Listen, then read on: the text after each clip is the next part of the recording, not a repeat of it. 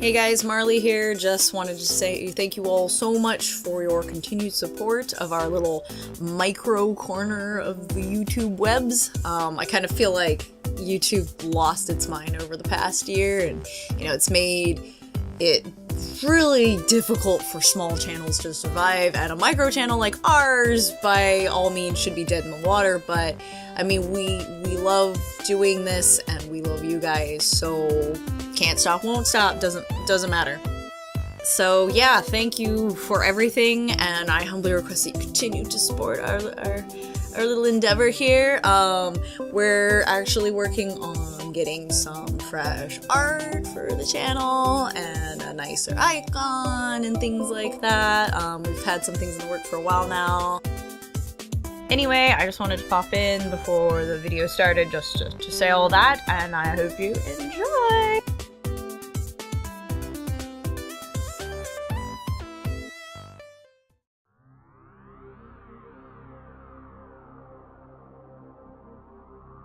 Yay! Get excited! Roundup 2017! Yay! Wilhelm just fell on me.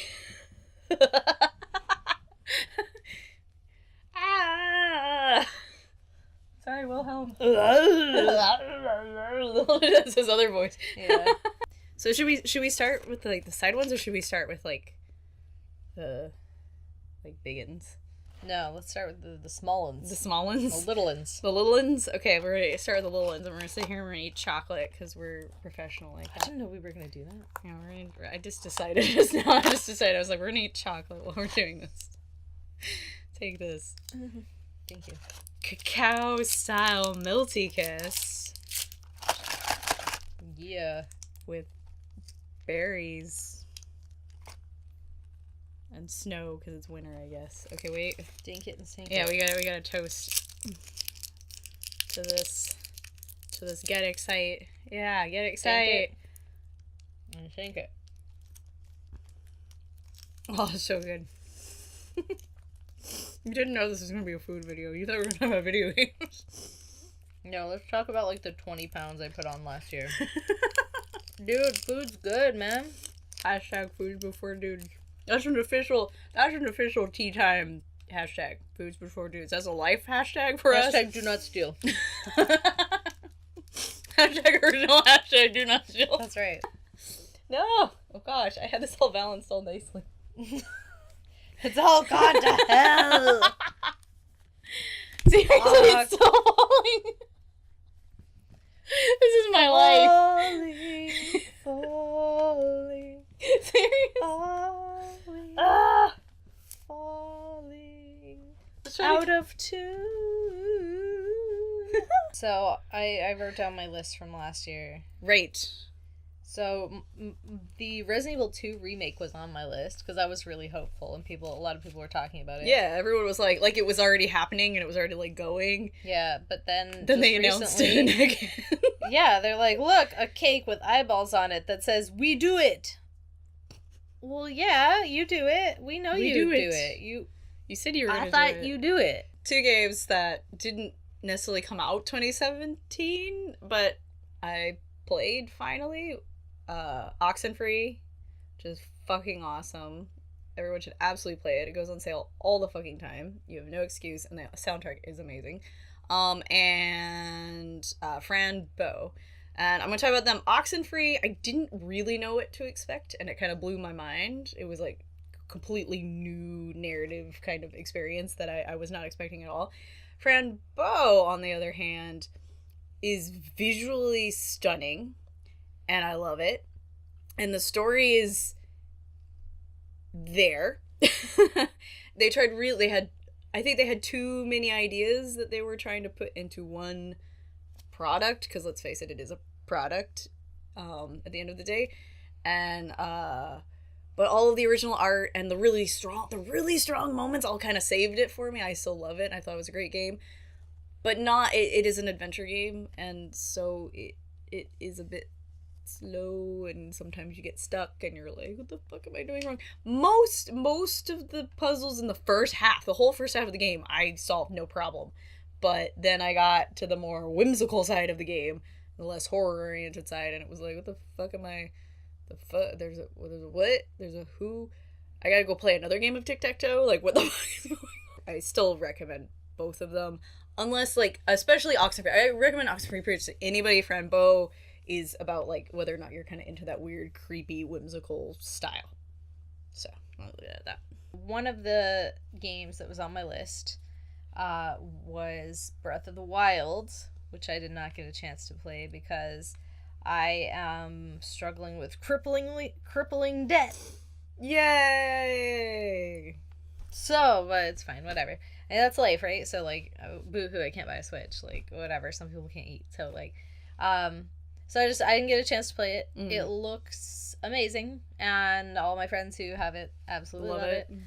Got Game of the Year. I mean, deservedly. Yeah, I think so. So I'm pretty stoked. It was pretty much like the only title that could win it over Resident Evil 7 that I wouldn't like be mad. I'm like, no, that's yeah, you get that. Like all of the other like nominations, I was like, no, I love you. Some of them I love you, but no. There's something I didn't write down that I totally like forgot was coming out this year. Haven't played it yet, but about it, Yakuza Kiwami, the complete remake of Ryuga Gotoku / Yakuza 1.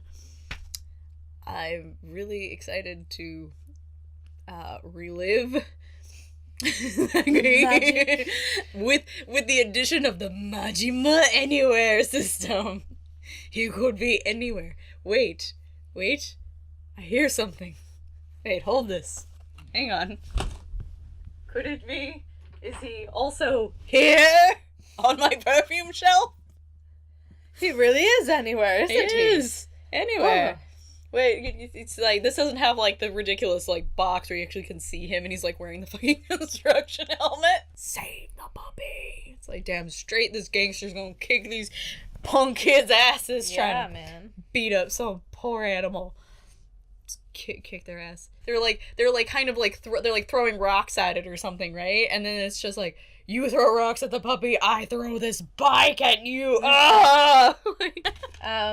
Two things that two titles worth mentioning that we didn't even think about was that came out last year is The Evil Within 2. Oh, no, nobody knew. Yeah, we just had no idea. No idea, and then E3 happened and it was like... Yeah. And it was, like, plastered all over Tokyo Game Show and shit like that. So, oh, wow, you're doing this. You're doing it. Sweet. Watch our playthrough. We'll see what happens with that. And Hellblade was another one that I didn't know. The Senua girl. Oh, yeah. Senua's Sacrifice. Yeah. Hellblade. Yeah. Didn't know anything about that. Yeah, I didn't know anything about that, but that's one of those ones that awesome. I think looks really incredible. Yeah. I'm excited to finally, like, get my hands on that one. Yeah. And no, we're not mentioning Horizon. That's the end of it. Continue. Okay, so one that wasn't on your list because you didn't know it was coming out. That's right. Is Middle-earth: Shadow of War. I did not know that was coming out, indeed. So I was pretty stoked when I pleasantly surprised. Yeah, when I found out that it was. And yeah, like, I didn't really know what to expect because after playing the first game I was like, where are we gonna go with this stuff now? Like, in the timeline, like, where can we go? And then, like, you know, I mean, the game is good, and I would recommend it to anyone who likes like Assassin's Creed, Prince of Persia kind of stuff, you know, that kind of thing. But also anybody who likes Lord of the Rings or whatever, I think you can get down with the boogie or whatever. I don't know. Look past the things that don't work. Yeah, I mean, it's fun. It's like really, that's like the best thing that I can say about it is it's like insanely fun to. That's all I've ever heard. Like conquer your own, you know, fortresses and, you know, brainwash the orcs and stuff. Whatever, you know, not brainwash, but you know what I mean. Cleanse them or whatever, and you turn them. Yeah, you're cleansing them. You turn them to the bright lord, to your side, and you know, then you can, you know, appoint your own bodyguards Right. and warlords Yeah, and yeah. stuff. Hilarious. Like, the orcs have, like, amazing personalities Yeah. that are all built into them, and, like, really, really good voice acting, really good writing. Like, the orcs are all really funny. The orcs and all of the bad guys, I'm just gonna say bad guys. They're all really funny. And so that part of the writing I thought was really good. Another part of the gameplay that I really liked that they added was the fact that you can ride on dragons. They're not dragons, they're drakes. So it's different. It's okay. Like, there definitely were not any fucking drakes, you know, around that time in Middle Earth. Like, no way. But it's okay. Whatever, dude. You can like ride on them and shoot fire at people and fireballs and that's pretty pick cool. them up and bite their heads off. It yeah, is cool. I'm curious about that because, like, I always liked that about Drakengard. I always, like, enjoyed, like, I'm riding on a dragon, but the controls were such shit. Your controls are alright, actually. I mean, it's not, you know, great. Yeah, but I always had a hard time. Like, I think it was just like Can't it's like really ride it's like until the it's like end you're anyway, trying so. to turn a semi that's like 100 times bigger than any, so you're just like Right. Doesn't work. Beep, beep, beep. Yeah. The art design was really good, and I thought it was, like, really in line with, like, Yeah, that's what say for me, Franbo, it was like it didn't matter if it got a little bit slow or the story got a little lost in there. Like, it was just like the art, it's all original art. Yeah. And art is so important. Yeah, and I mean, design is so important. Sort of in this case too, because they, you know, there's so many different characters that they had to design anew. I mean, they had a lot of sort of base kind of designs that they could use, but I mean, it was really cool what they came up with. The different areas of Mordor, especially, that we never got to see in the movies, and that you don't even really hear that much about in the books. Certainly not in the main, like, just Lord of the Rings trilogy. I would say that the bad part of the game is all the story stuff. The writing of the story is awful. It doesn't make any sense, really. I don't. That's really all know I've heard about the story is that happened. like it's so much fun and you're having such a good time, and then there's this story mission that comes up and you're like, yeah, do I have to? And I think, like, I think people were like, oh, I must, maybe I, like, because I haven't read the books, maybe I'm not. yeah. And I'm like, no, son, no, like, that is not it. Like, nope. This is not a spoiler, but, like, Shelob, because it's in, like, the first few minutes, but, like, Shelob that's all over the fucking has, like, a fucking human form, and she's, like, this hot girl that you want to fuck or whatever, and you're like, why? And, like, Sauron totally fucking fucks her. Fucking does. I mean, look, it's not explicitly shown, but he totally does. I don't.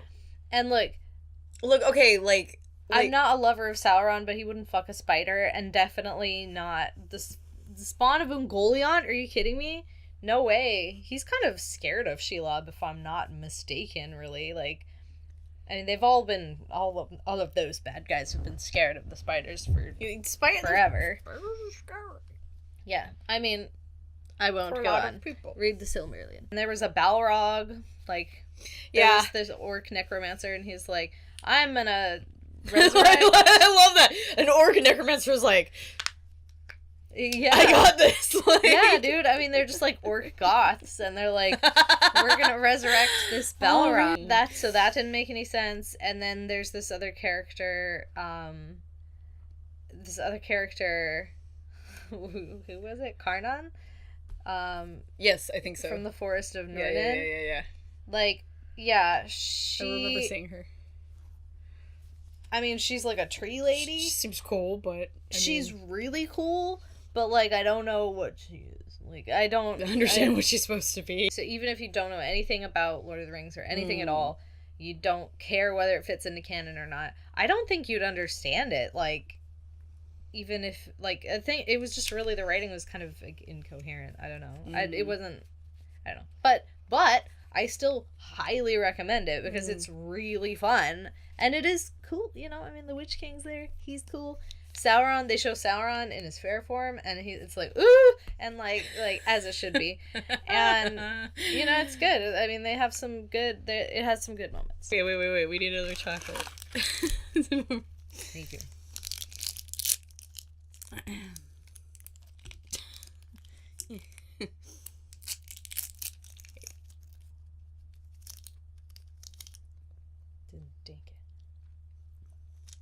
Do you want to drink again? No. Not anymore. Okay, so my one that was like my runner-up or whatever, I think it was like my runner-up, that got bumped up to like, you know, take Andromeda's place basically once I actually played it, was Persona 5. I was like, first, I haven't beat it yet. I haven't beaten it yet. I'm not even close. I still have a ways to go, but I got it in a sale, of course. Got it, and like just randomly one day was like, don't need to start another game, but I just feel like Mega 10. I haven't played Mega 10 in a long time, and it's so interesting because it's this mix of like this new way of doing the dungeons and the style of the game and all of this stuff, but then there's all this like old Persona / Mega 10 stuff coming in, because for anyone who only knows, say, like Persona 3 and 4, those are the most famous popular ones in recent memory, they actually took a different route. So like in most Shin Megami Tensei games, you have demon negotiation, and you have to negotiate with the demons to get them to join your side. And even in Persona games, you had to fight with demons and negotiate with them to get them to join you, and then they would become a persona, part of your psyche, whatever.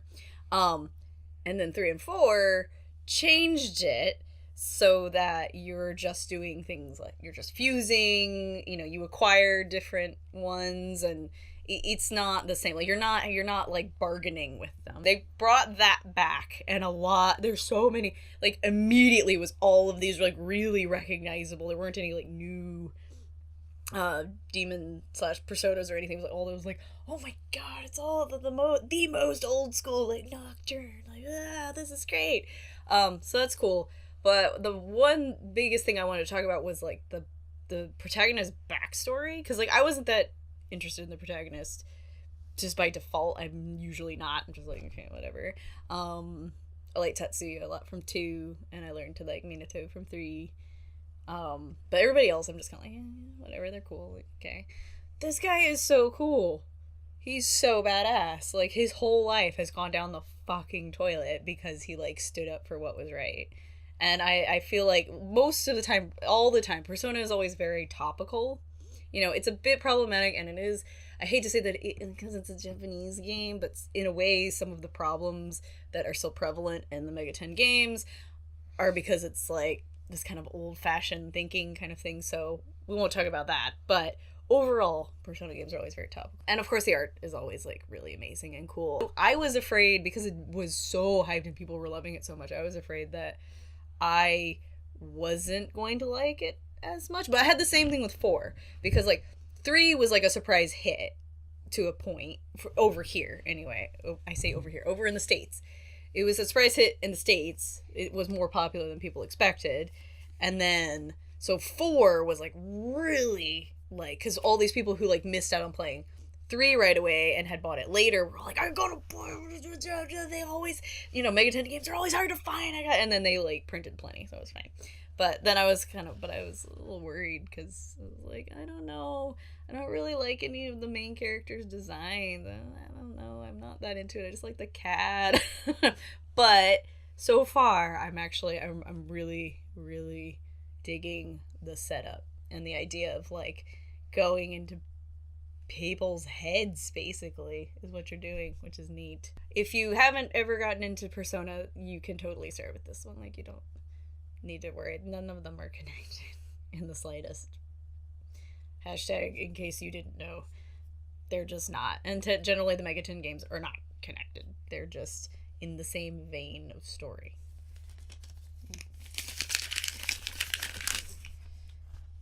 Alright, so another one that was like really high on my list was Yooka-Laylee. And I donated to the Kickstarter, so my name is in the credits. Yeah. Which is, you know, I keep being like, pretty cool. Pretty cool. There you go. My lady. My lady. Yeah, and, you know, I played it, and a lot of, you know, a few of my friends kind of... Wilhelm! Wilhelm! It was so amazing! Yooka-Laylee. Some of my friends who were really big fans of Banjo-Kazooie felt like it didn't kind of have the same charm as the Banjo games, but I think, like, I mean, that's fine. That's obviously going to be subjective, the way that people play the game, whether they're playing it for, like, whether they're playing that and continue to play Banjo because they like it or just because of nostalgia. That's sort of, like, an issue there. So I think if anyone, I mean, that's, like, a huge issue with a lot of things, is that nostalgia gets in a lot of people's ways. Yeah. Painting things to be better than they were, or you know, just all kinds of stuff. It's a constant problem. So Yooka-Laylee is adorable. It is funny. It's really, like, that art design is really cute, you know. It's like pretty original art design, but it's still in the same vein as Banjo-Kazooie, which I love. Obviously, the soundtrack is by Grant Kirkhope, the same guy who did the Banjo games, and it's incredible. The gameplay is really good. It runs like an old school 3D platformer, just like Banjo-Kazooie. And we don't have those games anymore, so like that's a dead genre. And unfortunately, unfortunately, it's dead, and it's an incredible genre. So it sucks that they just kill off all my favorite genres. Maybe it'll have a comeback someday, because I mean, everyone's so into retro 2D platforming and like mixing the two, or it's like you got like pixel art, but there's you never know. We might maybe someday we'll see a revival. Yeah, I would love that, because I love that style of gameplay. I love collecting shit and putting shit together. But it's gotta be a team. No cars. I feel like the only series the only series that's doing it is Mario. Like, Mario Galaxy, actually, and Odyssey. Odyssey is absolutely, like, that is like when I played Alice Madness Returns, I felt that way. I love kind of like that. It's Alice is I thought, like, sort of an unfortunate side to it was that it was really linear. Yeah, it was a little. You can't go back. Can't go back. I was kind of sad about that, because I was like, but I didn't get the thing. Yeah. That was unfortunate, but I mean, whatever. That's the gameplay. But it was still, like, really surprising. So like, you plug it in, you're like, I when I played it too, it was like, I don't really know what I'm getting into. Is it like the old one? Like, what is it? And then I was playing, and I was like, I'm platforming in 3D. Like, the level design was really good. It was, like, fun to play. Like, it was really, like, just a fun game. Fun and cute game. And really just awesome. Like, I think that it went really unnoticed, and that's unfortunate, which means we probably won't get a sequel, but I hope that we do. If they go back on Kickstarter, I'll be back there again, putting my money in there, because it was adorable and just really fun, like, just like the old days. So I recommend that game really to anybody. I mean, it's a game that, like, you can play as a kid and really enjoy it, but, like, you can enjoy it just as much as an adult, like, because it's just cute. Like, there's nothing, I don't know, it's not stupid, like, I don't know. Yeah. It's not stupid. It's not stupid. Like, there are a lot of, like, kids' games or TV shows or whatever that are stupid. And, like, I always hated that shit, because I thought I was, like, really intelligent when I was a child. I was of average intelligence, but I didn't like shit like that. Like, pandering, simpering bullshit. The kids aren't stupid. They're just, like, they don't understand the world yet. Like, that's all it is. So, anyway. Watch more Muppet Babies. I don't know. Muppet Babies. I wait for you. Thank you. So you're gonna talk about that one. Yeah. I prepared some points. Okay. I'm prepared. Excuse me. On origami. On origami paper. Number 1 on my list last year was Outlast 2. That's one I haven't played yet. I'm sorry. I bought it. I was like, yeah! Then I will sit down, I'll read the comics, and I will play it, and then it's just sat there. That is too bad. That is too bad. I will not give any spoilers, because some people haven't played it. But, Protect me, Wilhelm. I think Wilhelm cannot save you. I think that, like, there was, it was a bit of a controversial game, you know? Like, I think it was kind of split down the middle with friends, with, like, critics. I mean, I really saw a lot of people just being, it was, like, people hated it or they loved it, and it was, like, really split. I think that, people felt like it was kind of, they didn't understand, like, okay, and I've said this before, that, like, I think that a lot of people who didn't like it, like, just kind of didn't really understand it, which is not saying, like, oh, you're not intelligent enough to understand the story. It's like, maybe, like, I don't know, you just didn't get it, which is, like, fine. There are things that I don't get. It's fine. But, like, or maybe you just don't like the game, which is also a completely legitimate thing, right? Like, Horizon, we just don't like Horizon. That's... there's more than just not liking it. But anyway, I mean, it's okay just to not like something. We're biased against it. You know, don't say that. We're gonna get a bunch of dislikes. Anyway, the troll's gonna come back and he's gonna tell us we're not allowed to play video games again. Don't. Bless you, my son. Here's the things that I really liked about Outlast 2. I thought that the story was really original, actually. It did spawn from the first one, but it wasn't piggybacking on the first one at all. Like, I think a lot of people thought they didn't really do enough new things, which baffled me considering they took the entire game outside. Like, the entirety of the first game was inside except for a few sequences. In a very enclosed space. Yeah, and then in the second one, you're outside so often. You know, and it's this totally different setting. You're in a different state. You're a different character. You're there for different reasons, you know. That's my favorite criticism. Where's Miles? Yeah, read the comics. You'll know what happened to Miles. What? Play the first game! Finish the first game! Finish the first game, and then let's see. What happened to Miles? What happened to Miles? How's Miles? How's Miles? I thought also, once again, with the art design on this game, I thought it was really good, really well researched, really well thought out, really, yeah, I thought it was really cool. It was creepy, not so tropey, not a lot of stuff that, like, not rehashed kind of horror stuff. I mean, I thought for the most part it was pretty original and, like, cool designs. I think that they took some risks, which are some of the things that probably, like, pissed people off, was really, like, I mean, I don't even know that I can say that the game is anti-religion, but, you know, it shows... It makes a statement. It does make a statement. It just shows a situation when people... I mean, look at fucking, like, Jonestown or anything like that, which is obviously where they drew inspiration from for this. Like, yes.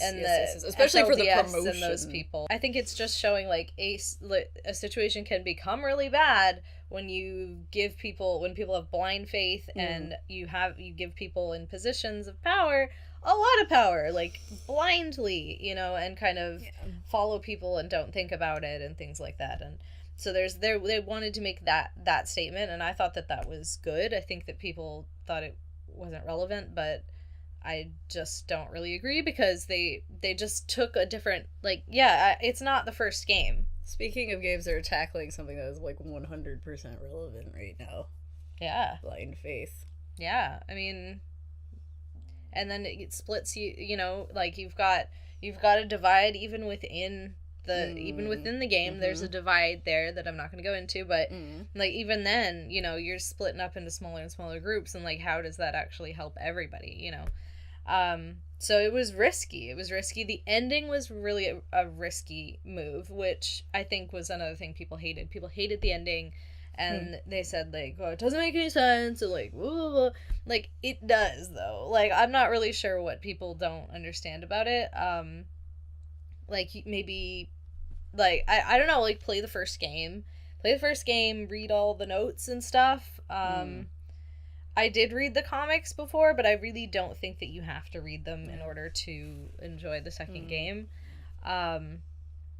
You can read them all for free on Red Barrel's website, by the way. Not a sponsor, but It made sense to me. I mean, I think something that maybe was less good maybe was some of the, maybe like there were a lot of flashbacks throughout the entire thing that were kind of obviously trying to build character. Okay. You know? One of those build onto the character. Yeah, though that's not my favorite.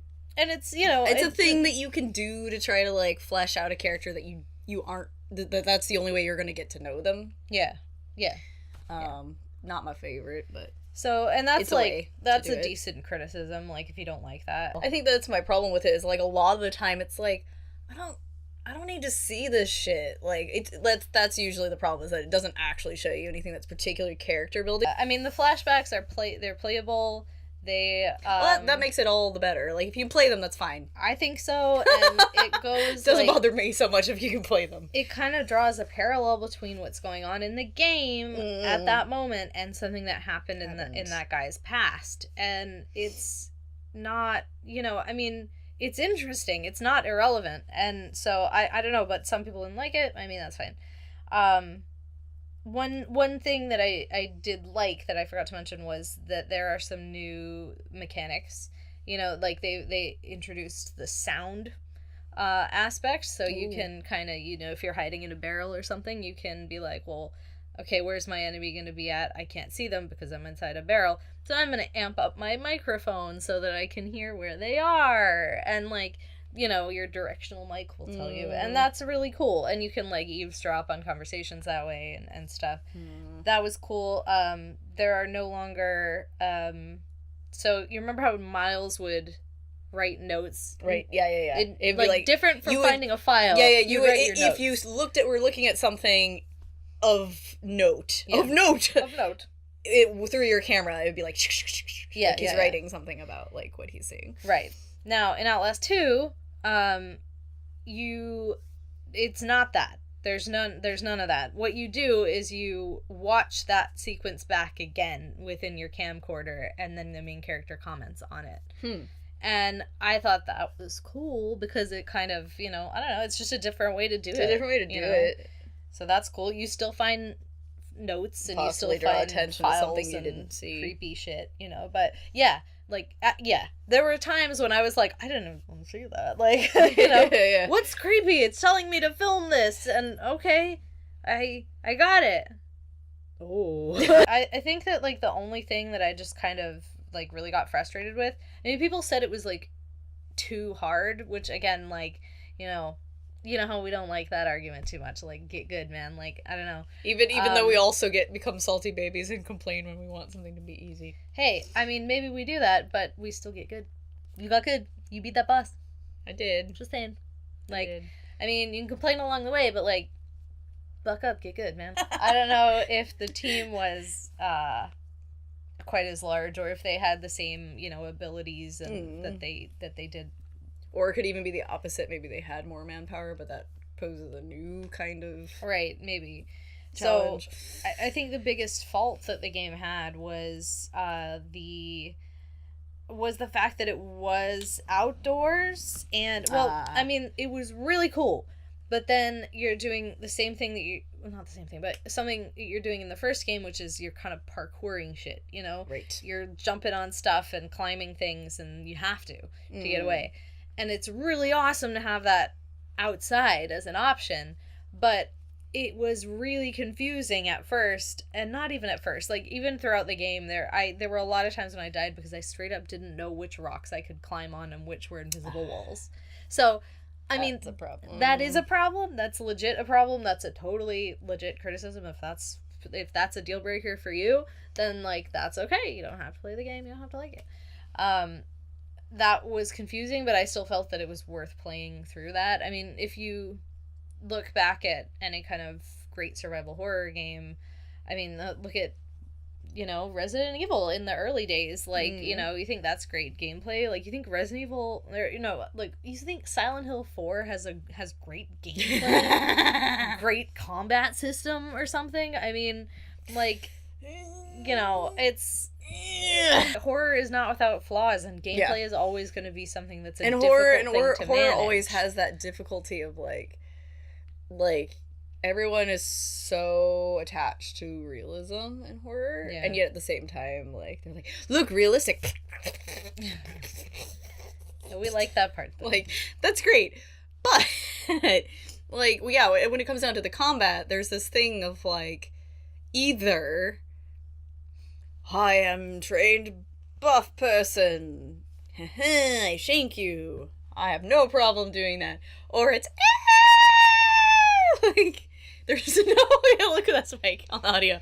Like, there's no, like, it's hard to like, find that balance. And then when you're doing the running away, then, like, if there's any part of your mechanics that, like, that doesn't work, then it becomes a bigger issue, I guess. Yeah, I don't know what my original point was in that. Well, like, yeah, just with the rocks. I mean, that's what it was. It was just, it was the rocks. Like, and being really into the realism, I mean, I kind of would have appreciated if maybe they could have, like, kind of set realism aside just for a little second to, like, make little glow-in-the-dark ledges, you know, on the rocks that you can climb the way on. that it works in, like, Mirror's Edge, I mean, you can turn this off if you're, like, a badass, but the way it works in Mirror's Edge is, like, the red that she sees is not actually necessarily in the world.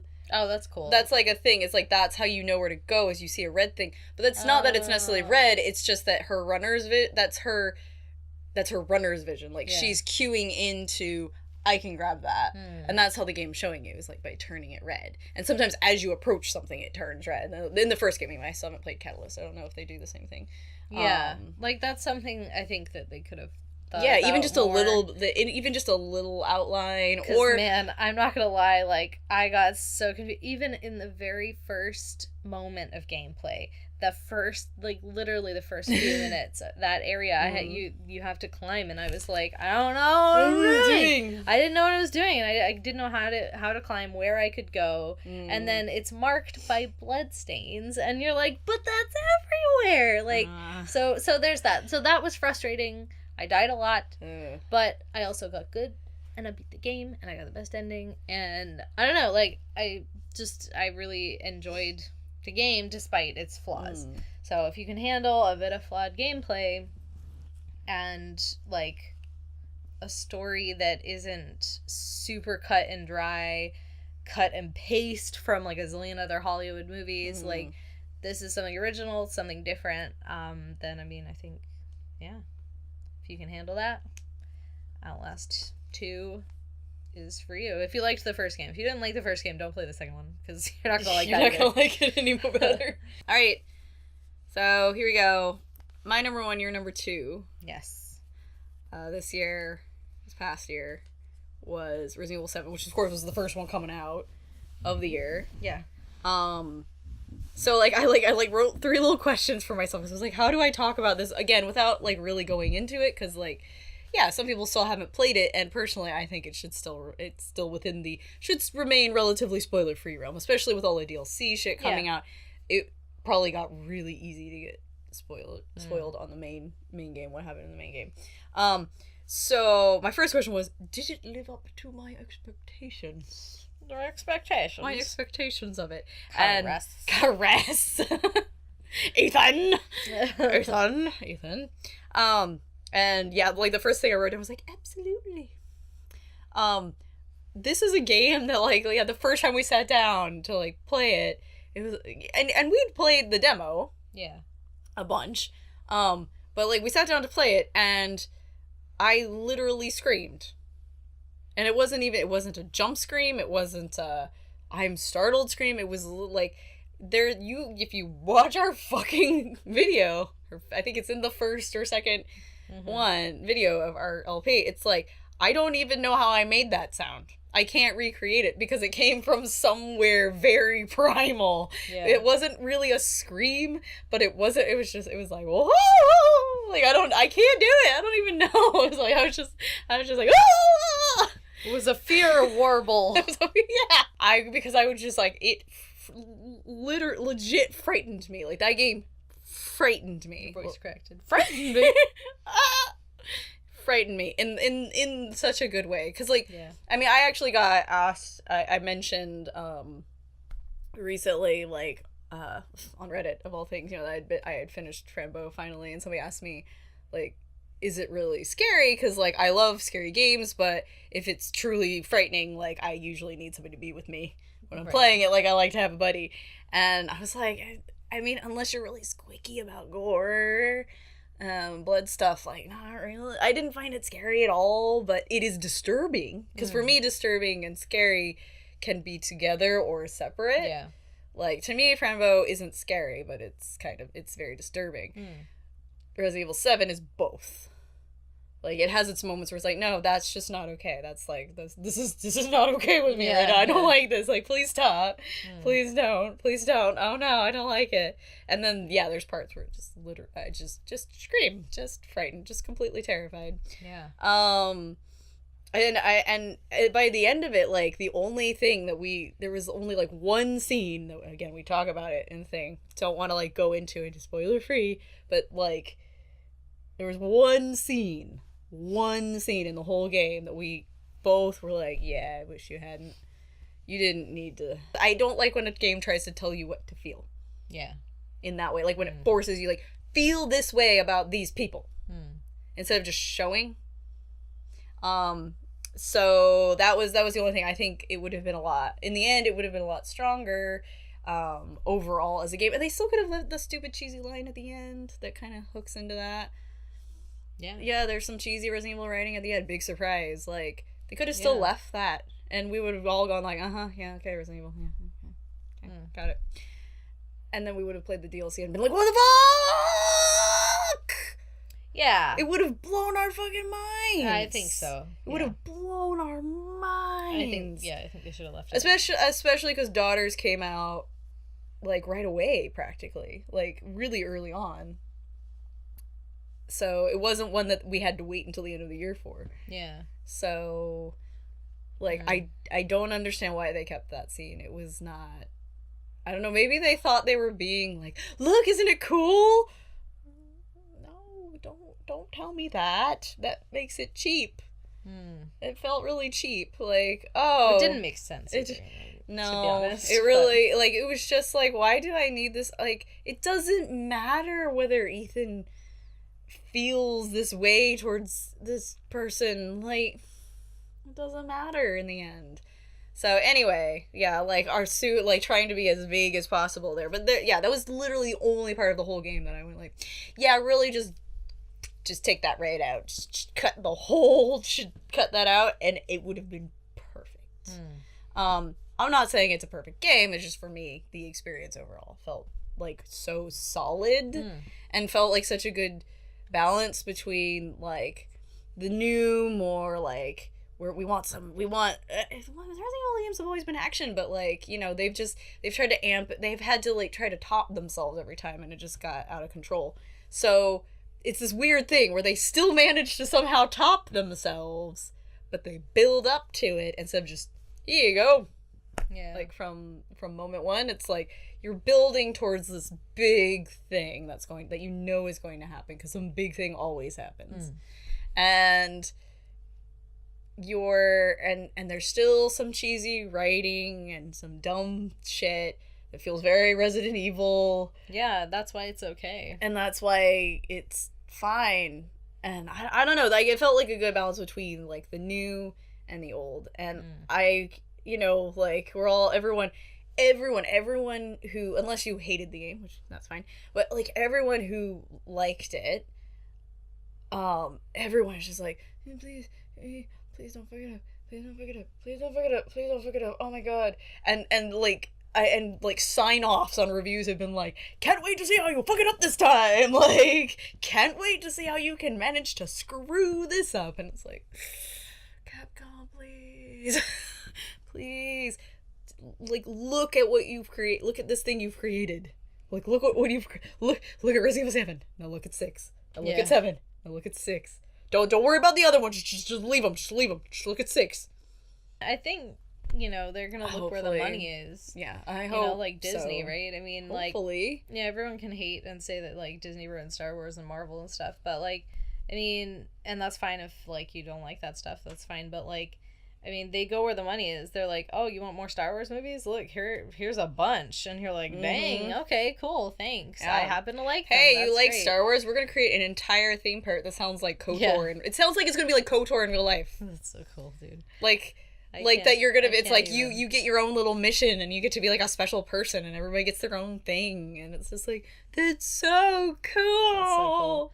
Like, yeah, and it's like it makes... Wait, does that mean LARPing will suddenly be cool? Once again, something that people have stolen from us nerds.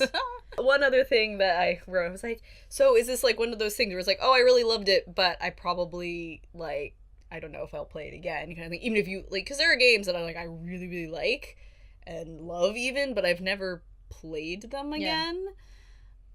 It's just... I've only played The Evil Within once. Yeah. And I adore that game. I mean, I watched you play it, and then I played through it, and I love it, and I would it's, for me, Resident Evil 7 is kind of similar. It's like, I would absolutely, like, put it on again, but I feel like it would be a thing where, like... It'd be great to play it on the lowest difficulty, just breeze through. I feel like it would be... I would want to put it on just, like, randomly. I'm like, oh, I feel like... Some Bayou, some Freaky... That was the thing. It was like... I really wanted that, like, that I wanted to see them take all their promotional stuff of like, ooh, creepy Bayou, like, bullshit, and, like, actually make it happen, because I don't know how many times promotional stuff has been cooler than the actual game. Yeah. So, yeah, and they did it. And it's really funny, because I think one of my random criticisms of the first game was, like, there weren't, like, sometimes when you went outside, there wasn't enough ambient noise. Like, there was, like, a really minor criticism. Like, I just wanted some crickets or something. And I noticed, specifically, in End of Zoe, there was way more outdoor ambience. There you go. Way more. They amped it up. They were like... All the crickets were dead, dude. What are you thinking? But End of Zoe comes after. Oh, really? Oh, yeah. I forgot which one we were talking about. Okay, well, they came back to life. They came back. They're all zombie crickets now. Yeah, they're all zombies. Like...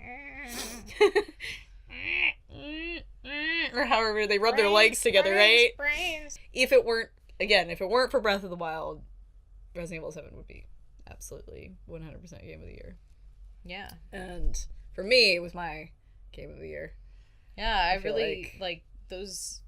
You know, we can't stop harping on designs, but man, I mean, great design work by, like, everyone who worked on it, whether they were guys from PT, like, who were working on PT or not. Like, it doesn't matter who was working on it. Like, those designs were really good. They were really solid. And the Baker family is so important. Like, they're so well written and they're so important. They're all interesting. Yeah. Even Zoe, who kind of gets shafted a bit in the main game. Like, yeah, everybody is solid. Yeah. So. Yeah, and, like, all the creature designs were good, which is one of those things that... I know some people felt a little like, oh, I was kind of disappointed that it was just, like, the one type. Yeah. And I was like, I know, everyone's, like, used to there being, like, and then there's this, and then there's this, and then there's this. I kind of appreciated that there wasn't, because we weren't dealing with a viral outbreak. T-virus, like, we weren't dealing with a viral outbreak. We were dealing with this one specific strain of something. Yeah. And it wasn't even a virus. Right. It was actually more like a bacteria. Right. It was totally different. Straight up. I mean, if you can accept that in 4, I mean, Progenitor was totally different, right? I mean, like, didn't even have zombies in that game, you know? No, you don't have zombies. It's a different either, thing, which is fine. But I mean, you know, I guess it's normal to think that, like, okay, zombies. You're gonna have zombies. You're gonna have lickers. You're gonna have, you know, spiders. You're gonna have this guy. You're gonna have Mr. X. I loved that they didn't go. There really wasn't so much like, there wasn't so much of so because we weren't dealing with a virus, we were dealing with something that needed more time to spread. Like it. You know, there's no... zombie elephants or anything. Yeah. I love the zombie elephant. I do. Oh, no! He was really... He was frightened of I can only hope that they continue to go down this path. That being said, I don't want Resident Evil 7 to... Yeah, no, me either. I mean, I think they should... I don't mind, like, oh yeah, the Baker House incident. You know, I don't mind that. That's fine. Like, because the different Resident Evils refer to each other. I don't want like just a rehash. I mean, another rehash. I don't want like Ethan in a city. Oh no, it's happening again! Ethan, save us! I don't really want Ethan again. Like, no, he's unless he's like a character, but like a background character that it's like, that's who you are, you motherfucker. Because I am still of the opinion that there's shit we don't know about. Yeah, I think so. Ethan. Yeah. The borders hit the wall. Yeah. Sebastian, do it. Yeah. A game that I played that I did not expect to be as awesome as it was Doki Doki Literature Club. Oh yeah. Came out of nowhere, and still people need to were play it myself. Look, here's this visual novel game, and I was like, I'd rather choke myself with a rotting zombie dick. Like, I really don't like that kind of thing, and it's fine if you do, but it's also fine if I don't. So I really don't. So that game came out of absolutely nowhere. I mean, everybody knows what it is by now, so I don't really need to talk about it too much, but you know, a friend said, just play it and keep playing it, and you're gonna be like, why am I playing this fucking game? I hate it, but just keep playing it until you don't feel that way anymore, and then you want to keep playing it. Some people were like, well, I mean, it's the surprise of it being kind of not what you thought it was is ruined because everybody says, hey, play this game, don't read anything about it, so it's definitely, you know. So but at the beginning of the game, like, they have there's like a warning. There's a warning, like, there has to be, because you really don't want children to just play that game, like, so like so there's nothing to be spoiled. Like, I think that's not a legitimate criticism. That is a game that if you have been seeing everyone talk about it and you're like, oh god, shut the fuck up about this fucking anime thing. I don't like anime, to be honest. I don't like hate it. I don't go out of my way to like dislike it or anything, but I don't watch anime. I don't like cutesy stuff. I don't like Japanese style voice acting. I don't like, I hate Japanese style voice acting. I don't like that kind of thing. Like, I'm not into it. Like, the dating sims, like, it's a joke. Like, I mean, we played Hatoful Boyfriend, and that's the closest we can get. Or, like, Dream Daddies, I could play that, you know? Yeah. Because it's not that kind of, like, like, kind of cutesy, kind of just stuff that I just can't handle. And really, like, look, all these women are in love with you. Like, wow, you know? And, I mean, of course, it happens the other way as well, but with other types of games. But yeah, it's, you know, this is not a game that I would ever want to play, you know, but then, yeah, like, it showed up on Steam as, like, this thing is like, we think you would like this, and I'm like, yeah, right. Yeah, I mean, and now I'm curious, like, I'm like, I obviously paid no attention to what tags they used to suggest it to me. I just went like, you hi, like, no. Like, no. Yeah, no thanks. Like, it's free, so that's one thing, guys. Like, you should check it out. The like, freer it is, the more people complain. Depending, like, those people can suck a dick, but, like, and not even in, like, a good way, but, like, I don't know what that means, but it takes some time to get going. Okay, it's like a car in the winter, like, you know, but it takes about 2 hours or so to, like, get going. But I mean, but you need all that exposition, you know, to kind of, I think you do. I think it's pretty necessary to kind of get the full impact of everything else that then happens. And I sunk about 9 to 10 hours into it total. There's not that much gameplay, but I just replayed and was trying to find all the secret stuff. Yeah. And I found loads of stuff. I found most of the secret stuff on my own, which was fun and kind of that's always kind of nice. In Five Nights at Freddy's, there's no way I could ever find any of that. I like secrets. When games are designed in such a way that it's like there's always going to be like some things that are going to be harder, but I like when it's not being panderingly easy, but it's not like you need to make 50 different saves and play 50 different times to get everything. It's like, it's just some like, games can, I don't know, some games can get away with it, but like it's just, what if I do this? Yeah, and yeah, then you can do that thing, and you know, maybe nothing will happen, but like maybe it's like, well, so, and there are secret things that I definitely would never have discovered, and so it's definitely worth like playing the game and then watching some YouTube videos about it. Yeah, I mean, I want to make a whole separate video about it, but anyway, that's one of my best. That's one of the best games I played last year. But I was gonna say, like, 2018, I don't really know. I feel kind of like, I'm like, I don't really know what it's going to bring, because there's some games that were supposedly going to come out, but I don't know if they're actually going to. Like, Death Stranding is supposedly still maybe coming out this year, but I'm like, really? Yeah, I'll believe it when I see it. I don't believe Really? it. I'm trying to think if there's, like, anything else. Shadow of the Colossus, Dynasty Warriors 9 will be out, which that'll be out next week. I probably won't touch it for a long time. Yeah, there's a bunch of stuff coming out. What else is there? There was something else. I googled last year when we made the list, so. But no, I feel like there was something else that was coming out. Oh, well, fucking Dark Souls remaster. Yeah. In May. Yeah. I'll be all over that. Just start a new game. It's not that bad. You under my tutelage, you were not going to be grinding. You are allowed to go over things with a fine-tooth comb. Do not grind unless you are farming for materials. That's what I mean, our souls materials. No. Fuck you! He's going to look at you.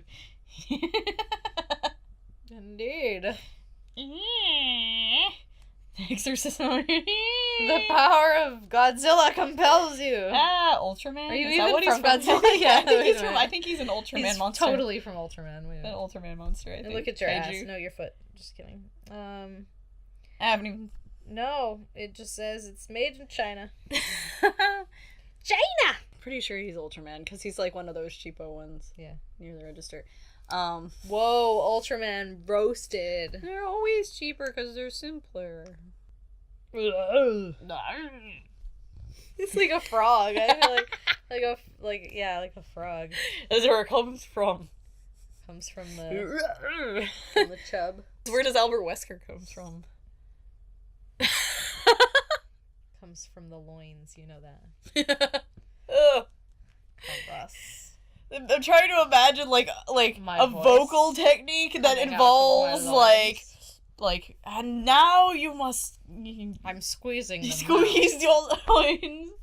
That's what I'm doing, Chris. Don't you know, Wilhelm? No. Oh, mine ears. Wilhelm, I didn't realize you were actually from Germany. I'm Wilhelm. I like long walks on the beach and kissing cute boys. Yes. I should bring him along next time we have an adventure. I'll put him in my jacket and he'll just be sticking out for and here, since he has like the pokey tail, right? But you can do this. Oh yeah, there you go. And then he won't poke you anymore. I'm always bad at sign-ins and sign-offs. So yeah, that's our opinion. That's just like our opinion, man. This was our opinion. Hashtag, it's just my opinion, man.